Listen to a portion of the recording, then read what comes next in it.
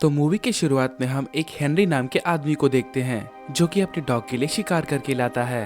लेकिन जब वो उसके पास पहुंचता है तब वो देखता है कि वो किसी बीमारी से इन्फेक्टेड हो गया है और बहुत ही बुरी तरीके से मारा गया है। जब हेनरी उसे छूता है तब वो इन्फेक्टेड ब्लड उसके ऊपर भी पड़ जाता है। फिर सीन शिफ्ट होता है और हम 5 दोस्तों को देखते हैं जिनका नाम पॉल, कैरन, शिफ्ट, बर्ड और मर्सी होता है, जो कि एक हफ्ते के वेकेशन के लिए उसी जंगल में जा रहे थे और वहाँ पर उन्होंने एक कैबिन रेंट पे ली हुई होती है। रास्ते में वो एक स्टोर पे रुकते हैं जहाँ पे एक लड़का बैठा होता है, उसका नाम डेनिस होता है।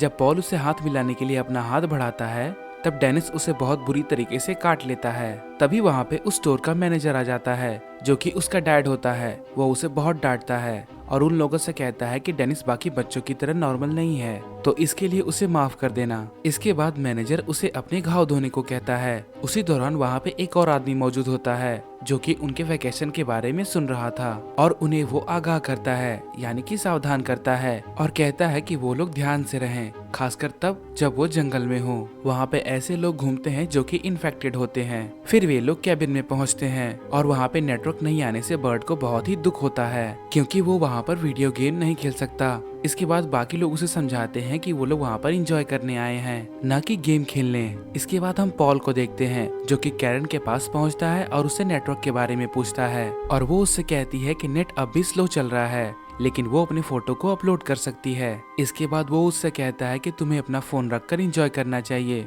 इसके बाद कैरन स्विमिंग के लिए जाती है और फिर उसके साथ पॉल भी जाता है और स्विमिंग के बाद दोनों एक दूसरे से अट्रैक्ट हो जाते हैं और किस करते हैं। फिर हम बर्ड को देखते हैं जो कि बोर होने की वजह से जंगलों में अपने गन से खेल रहा था और वीडियो गेम को इमेजिन कर रहा होता है। उसी दौरान वो एक आदमी को जंगल में शूट कर देता है जो कि हेनरी होता है और तभी हम देखते हैं कि डॉग का इन्फेक्टेड ब्लड उसकी तरफ पड़ने से वो भी पूरी तरीके से इन्फेक्टेड हो चुका है। बर्ड उसे देखकर बहुत ही ज्यादा डर जाता है। हालांकि हेनरी उसे मदद मांगने की कोशिश कर रहा था लेकिन बर्ड उसे अपने पास आने से मना करता है और उसे मारने की धमकी देने लगता है। इसके बाद वो वहाँ से भाग जाता है और हेनरी हेल्प के लिए चिल्लाता रह जाता है और वापस जाने के बाद बर्ड इसके बारे में किसी को भी नहीं बताता है। जब शाम को वो लोग कैंप फायर के पास बैठ के पार्टी कर रहे थे तभी उनके पास एक कॉनर नाम का आदमी आता है जिसके साथ एक डॉगी भी होता है। वो उन लोगों से कैंप फायर के पास बैठने के लिए पूछता है लेकिन वो लोग उसे मना करने लगते हैं, लेकिन वो वहाँ पर बैठ जाता है और बैठने के बाद उन्हें एक चैलेंज देता है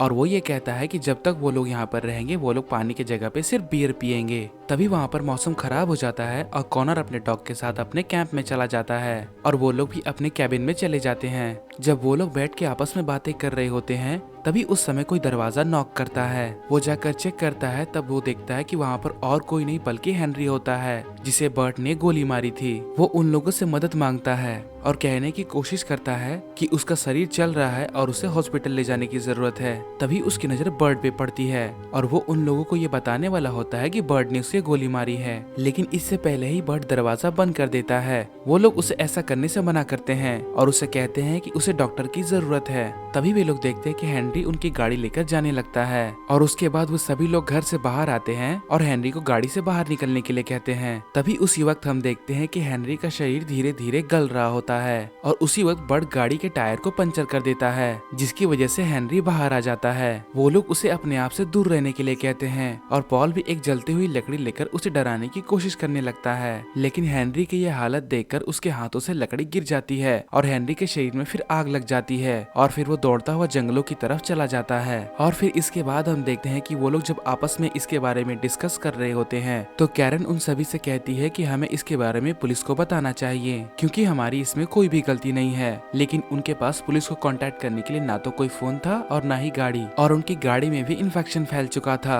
अब बर्ड फिर उन सभी से कहता है कि कल सुबह हम गाड़ी को साफ करेंगे और फिर जाकर पुलिस को कांटेक्ट करेंगे। फिर अगली सुबह हम देखते हैं कि कैरन अपना सामान पैक कर रही होती है। फिर उसके पास पॉल आता है और कहता है कि कल रात को हमने एक आदमी को गोली मार दी जो कि बिल्कुल भी सही नहीं था। चाहे गलती किसी की भी हो लेकिन हमें ऐसा नहीं करना चाहिए था। पॉल उसे समझाते हुए कहता है इसीलिए हमें साथ मिलकर काम करना होगा, तभी हम सब कुछ ठीक कर पाएंगे। इसके बाद कैरन इसके लिए तैयार हो जाती है और फिर अगली सुबह हम देखते हैं कि बर्ड और पॉल हेल्प के लिए किसी को ढूंढने के लिए जा रहे होते हैं, लेकिन तभी उन्हें रास्ते में किसी की आवाज सुनाई देती है और फिर वो उसकी तरफ जाने लगते हैं। वहाँ पर जाके वो देखते हैं कि एक औरत एक पिग को काट रही होती है। फिर इसके बाद वो औरत उनसे कहती है कि यहाँ पे जितने भी पिग आते हैं वो सारे के सारे इन्फेक्टेड होते हैं, इसीलिए वे सब किसी भी काम के नहीं होते। इसके बाद वो दोनों उससे मैकेनिक के बारे में पूछते हैं। फिर वो औरत उससे कहती है कि यहाँ आसपास कोई भी मैकेनिक नहीं है, इसीलिए तुम्हें टाउन जाना होगा, और अगर तुम्हें टाउन जाना है तो तुम मेरे साथ मेरे घर चलो, मैं वहाँ पे जाके रिकी को फोन करूंगी, वो अपने ट्रक में तुम्हें टाउन लेकर जाएगा। ये बात सुनकर दोनों बहुत ही खुश होते हैं और फिर वो दोनों उसके साथ उसके घर पहुँचते हैं। इसके बाद वो औरत उसे हेनरी का फोटो दिखाकर पूछती है क्या ये वही आदमी था। फिर हमें यहाँ पे पता चलता है कि हेनरी उस औरत का कजन होता है। वो दोनों काफी डर जाते हैं और वहाँ से बहाना बनाकर चले जाते हैं। अगले ही सीन में हम एक पुलिस ऑफिसर को देखते हैं जो कि कैबिन के बाहर आती है। उसका नाम विल्स्टन होता है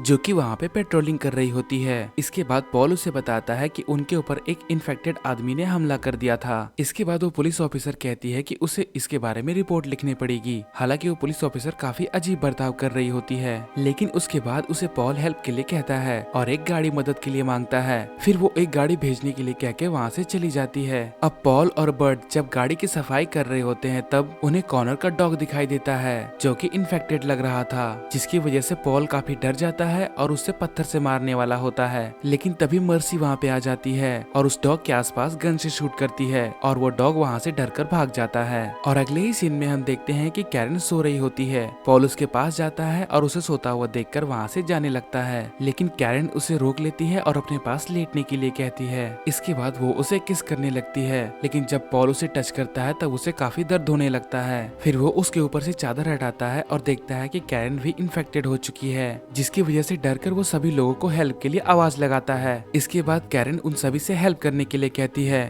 लेकिन बर्ड सभी को रोक लेता है और कैरन को बेड पे ही रहने के लिए कहता है। हालांकि कैरन बहुत बुरी तरीके से रो रही थी क्योंकि उसे बहुत दर्द हो रहा था, लेकिन बर्ड उन सभी में से किसी को भी उसके पास नहीं जाने देता और वो उनसे कहता है कि वो उन्हें इन्फेक्टेड होने से बचा रहा है। इसके बाद भी सभी लोग एक दूसरे को चेक करते हैं और वो लोग कैरन को एक दूसरे कमरे में शिफ्ट कर देते हैं ताकि कोई भी इन्फेक्टेड ना हो। अब हम देखते हैं कि सभी लोग ये प्लान कर रहे होते हैं कि सभी लोग अलग अलग खाना खाएंगे और अलग अलग सोएंगे और सभी लोग साथ साथ रहेंगे ताकि वे लोग एक दूसरे की मदद कर सकें। तभी हम देखते हैं कि कॉर्नर का डॉग वहाँ पे आ जाता है, जिसकी हालत बहुत ही ज्यादा खराब थी और वो कैरन का दरवाजा खोलने की कोशिश करने लगता है, लेकिन बर्ड उसे शूट करने के लिए गन लेके बाकी सबके साथ बाहर निकलता है। लेकिन देखते ही देखते वो डॉगी वहाँ से गायब हो जाता है। जब वो लोग वहाँ पे जाके उसे चेक करते हैं तब वे लोग देखते हैं कि वो कुत्ता पूरी तरीके से पिघल चुका होता है। अब अगली सुबह हम बर्ड को देखते हैं जो कि गाड़ी स्टार्ट कर लेता है और बाकी सभी लोग कैरन को वहाँ से लाने की कोशिश करने लगते हैं। लेकिन इसी दौरान हम देखते हैं कि बर्ड भी इन्फेक्टेड हो चुका है, लेकिन वो ये चीज बाकी लोगों से छुपा लेता है। इधर हम जैक को देखते हैं जो कि कैरन को गाड़ी में ले जाने के लिए मना करता है, लेकिन बाकी सभी लोग ऐसा करने से मना कर देते हैं और वो लोग कहते हैं कि हम इसे मरने के लिए यहाँ पे अकेला नहीं छोड़ सकते। लेकिन तभी जैक को ये पता चल जाता है कि बर्ड भी इन्फेक्टेड हो चुका है और वो बर्ड से इस बारे में पूछता है, लेकिन तभी बर्ड वहाँ से गाड़ी लेकर भाग जाता है। इसके बाद हम देखते हैं कि जैक भी वहाँ से जाने लगता है। मर्सी उसे रोकने की बहुत कोशिश करती है, लेकिन वो ये कहता है कि तुम लोगों की वजह से इन्फेक्शन फैल रहा है और तुम लोग बेवकूफों की तरह एक दूसरे को इन्फेक्शन फैला रहे हो। इससे मर्सी बहुत ही गुस्सा होती है। इसके बाद पॉल कैरन के सारे कपड़े इकट्ठा करके उसे एक नदी में फेंक देता है। फिर वो जब मर्सी से बात कर रहा होता है तब वो कहता है कि हम सभी लोग यहाँ पे इन्फेक्टेड होकर मर जाएंगे। इसके बाद वो दोनों इमोशनल होने की वजह से एक दूसरे के काफी करीब आ जाते हैं और एक दूसरे के साथ इंटीमेट हो जाते हैं। तभी हम देखते हैं कि मर्सी भी इन्फेक्टेड हो चुकी है।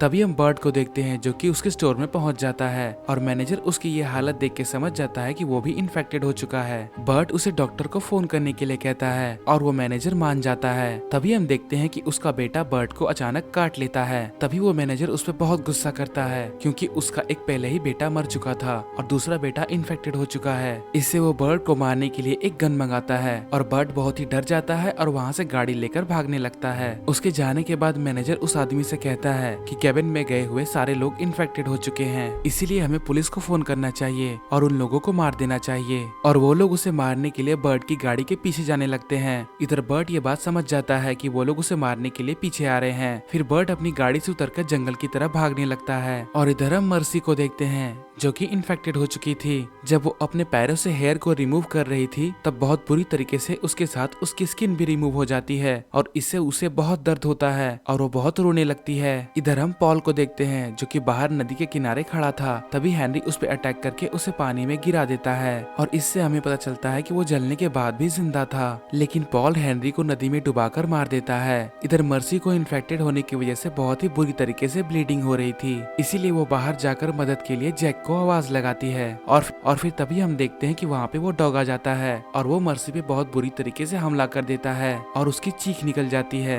और फिर पॉल दौड़ता हुआ उसके पास आता है। फिर वो देखता है कि उस डॉगी ने उसे बुरी तरीके से खा लिया है। फिर उसे कैरन की आवाज सुनाई देती है। वो गन लेकर कैरन के पास पहुँचता है और देखता है वो डॉगी उसे भी नोच कर खा रहा था। पॉल उस डॉगी को शूट करके मार देता है। इसके बाद कैरन उसे भी शूट करके मारने के लिए कहती है, क्योंकि कैरन को अब बहुत ही ज्यादा दर्द हो रहा था और वो दर्द बर्दाश्त नहीं कर सकती थी। वो पहले तो उसे मना कर रहा था, लेकिन उसके दर्द को देखकर फिर वो उसे मारने की कोशिश करता है, लेकिन गन से गोलियां नहीं निकल रही थी, इसीलिए वो वहाँ पर रखे हुए फावड़े से उसका गला काटने की कोशिश करता है, लेकिन वो फिर से नाकाम रहता है। इसके बाद कैरन उसे फिर से खुद को मारने के लिए कहती है, लेकिन अब उसकी हिम्मत नहीं होती। वो वहाँ पर रखा हुआ फ्यूल डालकर उस पर आग लगा देता है, जिससे उसे बहुत दर्द होने लगा था और वो पूरी तरीके से जल के तड़प तड़प कर मर जाती है। पॉल को ये सब करके बहुत ही दुख और तकलीफ हो रही थी और उसके बाद फिर वो रोने लगता है। तभी वहाँ पे बर्ट पहुँच जाता है और वो पॉल से कहता है कि वे सभी लोग उसे वहाँ पे मारने के लिए आ रहे हैं। इससे पहले वो ठीक से कुछ बता पाता, मैनेजर उसके सर को शॉटगन से उड़ा देता है। फिर जब उसकी नजर मैनेजर और उसके दोस्तों पे पड़ती है तो वो उसे गन से शूट करने की कोशिश करने लगता है। इसके बाद मैनेजर का दोस्त उससे कहता है कि तुम्हारी सेफ्टी ऑन है। इसके बाद मैनेजर के शूट करने से पहले ही पॉल अपनी सेफ्टी हटाकर उन सभी को शूट कर देता है और फिर भी सभी लोग मारे जाते हैं। उसके बाद पॉल मैनेजर की गाड़ी लेकर वहाँ से जाने की कोशिश करने लगता है, लेकिन तभी उसकी नजर अपने हाथ पे पड़ती है। तब वो समझ जाता है कि वो भी इन्फेक्टेड हो चुका है। इससे उसका ध्यान भटक जाता है और उसका एक्सीडेंट हो जाता है। इसके बाद वो गाड़ी से बाहर निकलता है और चलते हुए कैंप फायर तक पहुंचता है, जहां पे उसे पुलिस ऑफिसर विल्स्टन मिलती है, जिसने उसकी मदद करने का वादा किया था। इसके बाद वो उसे रिलैक्स होने के लिए कहती है। उसके बाद पॉल उसे लिफ्ट देने के लिए कहता है। उसके बाद विल्सन के पास ऑफिस से कॉल आता है और उससे कहा जाता है कि कैबिन में कुछ लड़के रुके हुए हैं जो कि इन्फेक्टेड हो चुके हैं और उनके पास हथियार भी हैं, इसलिए उन्हें देखते ही गोली मार दो। ये बात सुनकर विंस्टन उसकी तरफ गन घुमाती है और उसे दूर रहने के लिए कहती है, लेकिन पॉल उसकी तरफ बढ़ता है और उसे समझाने की कोशिश करता है कि ये सब तुम्हारी वजह से हुआ है। तुम मुझे कैबिन में देखने के लिए गई थी और अब मैं तुम्हारी मदद से डॉक्टर के पास जाऊंगा। इसके बाद फिर वो ऑफिसर विल्स्टन से काफी रिक्वेस्ट करता है और फिर वो मान जाती है और उससे कहती है कि तुम यहाँ से शॉर्टकट लेकर रोड तक पहुँच जाओगे। लेकिन जब वो जंगल के रास्ते से उस तरफ बढ़ता है तब उसे पता चलता है कि विल्स्टन ने उसे फंसा दिया है और वहाँ पर कोई भी रास्ता नहीं है। इससे वो बहुत ही दुखी हो जाता है और रोने लगता है। अब अगले ही सीन में हमें जैक दिखाया जाता है जो कि वापस से कैबिन में आता है और उसे सभी लोग मरे हुए मिलते हैं और वो पागलों की तरह हंसने लगता है। तभी उसकी नजर उसके हाथ पे पड़ती है और उसे पता चलता है कि वो भी अब इन्फेक्टेड हो चुका है। इसके बाद ऑफिसर विल्सन उसे शूट करके मार देती है और इसके बाद हम देखते हैं कि पॉल को भी जंगल में रास्ता न मिलने के कारण वो भी मारा गया है। फिर उस कैबिन में पुलिस ऑफिसर आते हैं जो कि मरे हुए डेड बॉडी को लेकर वहाँ से चले जाते हैं। अगले ही सीन में हम एक लड़की को देखते हैं जो कि उसी कैबिन की फोटो चेक कर रही होती है, लेकिन जब वो इन्फेक्टेड लोगों की फोटोज देखती है तब वो बहुत ही डर जाती है और इसी के साथ ये मूवी यहीं पर खत्म हो जाती है। तो दोस्तों, अगर आपको मेरी एक्सप्लेनेशन अच्छी लगी है तो वीडियो को लाइक जरूर करें। अगर आप चैनल पे नए हैं तो चैनल को सब्सक्राइब करना बिल्कुल ना भूलें। Thanks for watching.